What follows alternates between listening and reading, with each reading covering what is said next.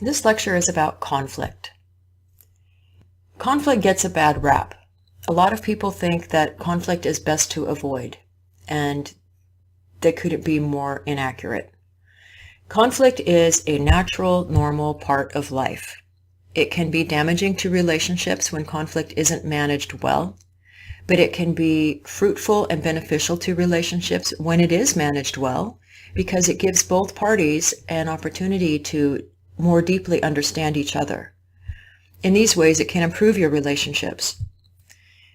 When we talk about conflict in this sense, in this course, we're not talking about a basic general disagreement. I think it's X, you think it's Y, so we're going to argue about that for days. That's not what I'm talking about here. When we talk about conflict from a research perspective, there's a very specific definition. The academic definition for conflict is an expressed struggle between interdependent parties who perceive incompatible goals, scarce resources, and interference. So briefly, it's an expressed struggle. So if it's only in your own mind and you don't express it verbally or non-verbally, it's not considered conflict. It's between interdependent parties. That means these two people have to rely on each other in some way. They might be sharing space or intending to share space, but in some way they have to depend on each other. Incompatible goals means that we both want different things. There's only one television, and one person wants to watch football and the other person wants to watch a crime drama. Those are incompatible goals. The fourth criterion is scarce resources have to be involved. Typically, scarce resources are time, money, space, perhaps patience. These are all limited and they're scarce. So if I have an appointment and you're coming with me and you're running 10 minutes late, I'm going to start getting uptight because it's my appointment and I don't want to be late. Our scarce resource is time in this event. The idea of interference means that one person tries to interfere with the other person's ability to meet his or her goals. I want to watch football. You want to watch a crime drama. I grab the remote control. That's interference. Now I have control and you can't watch what you want to watch because I'm going to watch what I want to watch because I have the remote control. So that would be an example of interference. So now that we know what conflict is, let's figure out what we're going to do with it. There's a researcher from University of Washington, a psychologist known as John Gottman, and he developed a strategy or a paradigm for being able to predict with a very high degree of certainty, something like 88-90% certainty, of whether a couple would make it in the long run based on their conflict styles. And Gottman identified what he calls four horsemen of the apocalypse, which means four behaviors in conflict that if you do any one of these things, your relationship is probably doomed. You might see yourself in some of these behaviors, and that's okay. If you do, that's okay. That's why you're taking this course. But if you do see yourself in one or more of these behaviors, be aware of that and take conscious efforts to make adjustments.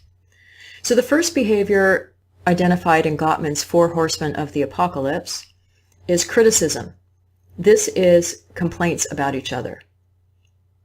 They usually focus on an individual's characteristics or personality rather than on the particular problem that there's a conflict about. There's a big difference between you should pay more attention when I talk to you about my feelings and you never think of anyone but yourself. So the latter one would be criticism, whereas the prior one, the former one, would be not critical. Criticisms often come across as personal attacks and tend to, therefore, inflame the conflict situation. So if we can avoid criticism, that's what we want to do. Contempt is insults and attacks on another person's self-worth. Name-calling, sarcasm, mockery, eye-rolling, scoffing, sneering, whatever you do to indicate that you hold a low opinion of the other person. Contempt also involves making the other person the butt of a joke so that everyone laughs at them. Its function is to put down and degrade the other person, and it's a very hostile behavior that increases physical stress and can actually impair the health of those on the receiving end of contempt. So if this is something you do, stop it. Defensiveness means perceiving neutral comments as personal attacks. Defensive people see themselves as victims and deny responsibility for their behaviors. They don't actually listen to another person's concerns and then take responsibility for their own behaviors and acknowledging that they need to make some changes. Instead, defensive people will whine, "It's not fair," make excuses, "It's not my fault," and respond to complaints with complaints. "Well, maybe I do watch too much football, but you spend too much money." Interestingly, people tend to be particularly sensitive to defensive behaviors in response to criticisms that they feel are reasonable, but they don't want to accept responsibility for changing their behaviors. The final behavior in the Four Horsemen of the Apocalypse is stonewalling, and that means just simply shutting down or withdrawing from the conversation or the interaction. You might physically leave the room. This is stonewalling. You might simply pick up the newspaper and continue reading it. Whatever it is, you stop speaking and stop responding to your partner. Stonewalling is a pain because the conflict stays unresolved and it's inadequately addressed. So inevitably, whatever the issue was that came up, it's going to come up again because it wasn't dealt with appropriately the first time because somebody stonewalled. So the Four Horsemen of the Apocalypse are problematic behaviors within conflict, but they do not discuss how we approach conflict or what our goals are in conflict. And to answer those questions, there's a second typology that I want to talk about in this lecture. There are 5 approaches to conflict: avoiding, accommodating, compromising, competing, and collaborating. I'm not going to say that any one should be avoided at all times, at all costs. There are certainly useful times for each approach. It's simply that each approach has different goals and sends different messages about how much you value yourself vis-a-vis the other person within the conflict. In avoiding, you avoid the conflict at all costs. You just simply, you see that the TV is turned on to football and you would rather watch something else, but you don't even feel like getting into it, so you just don't even go there. That's avoiding. In accommodating, you simply give in. You might approach the person watching football and say, "Hey, do you mind if we watch this crime drama that I've been waiting for all week?" And the other person says, "I do mind. I'm watching this game. I've also been waiting for it all week." If you accommodate, you simply say, "Okay," and that's the end of the discussion. You don't get into it. You don't go into the conflict. This reflects a high concern for the other person, but a low concern for the self, because your own needs are not being expressed and therefore cannot be met. In compromising, both people lose a little in order to make each other a little bit more happy. So it's sort of like meeting in the middle. And this, I think, is what a lot of us tend to do, tends to be our default for conflict, is to find a way to compromise, find a way to quote unquote work it out, which means that everyone gives up a little bit so that everyone else can win a little bit. And there are certainly appropriate places for this to be used. For example, back to the television, you want to watch football, I want to watch a crime drama. Well, maybe we can find a way that you watch football tonight and I watch what I want to watch tomorrow night. That's what compromising is. I give up my remote control option tonight and you give it up tomorrow night. I really don't want to watch football and you really don't want to watch a crime drama. But in compromising, we each give it up so that the other person can be happy and we can each get a little bit of what we want. This is sort of win-win, but it's also lose-lose, this approach. When you compete, you just want to win. You try to win your way at all costs, and you pull out all the stops, and you just want your way. This demonstrates a very high concern for yourself and a very low concern for your relational partner.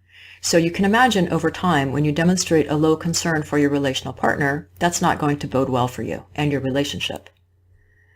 The final approach is collaborating. And in this situation, both parties seek a win-win. Neither party has to give up anything. Both parties get to get what they want. So this usually involves some sort of creativity. It usually involves a little bit more time to be creative and come up with creative solutions for whatever problem it is that you're having. So one example might be in collaborating, back to the television example, how about we TiVo the crime drama and watch football right now, or vice versa. That might be one way of collaborating. But collaborating seeks a win-win. It's usually a third option. It's not you get what you want or I get what I want. It's not that. It's a way that we can both get what we want. This is ideal in most situations. It's not always possible. It usually requires a lot of thinking and a lot of creativity because these are not automatically visible resolutions to whatever issue it is that you're having. So these are the ideas behind conflict. Problematic behaviors in conflict are the 4 horsemen of the apocalypse. If you're doing any of these behaviors, you really need to stop. You're damaging your relationships with these behaviors. The second typology was that of approaches to conflict. Avoiding, accommodating, compromising, competing, collaborating. As I said, there's a time and a place for each one of these. So whatever conflict you're going into, choose the appropriate conflict style, conflict management style, for that particular conflict. If you are having a conflict with your boss, for example, you probably won't want to compete with your boss, with him or her, which means you intend to win at all costs. You might, but it might end up losing you your job in the long run and certainly frustrating your boss. So there are appropriate and inappropriate approaches depending on your situation. So choose them wisely and use this information to be informed about which conflict style you're going to choose for whatever conflict that you're involved in.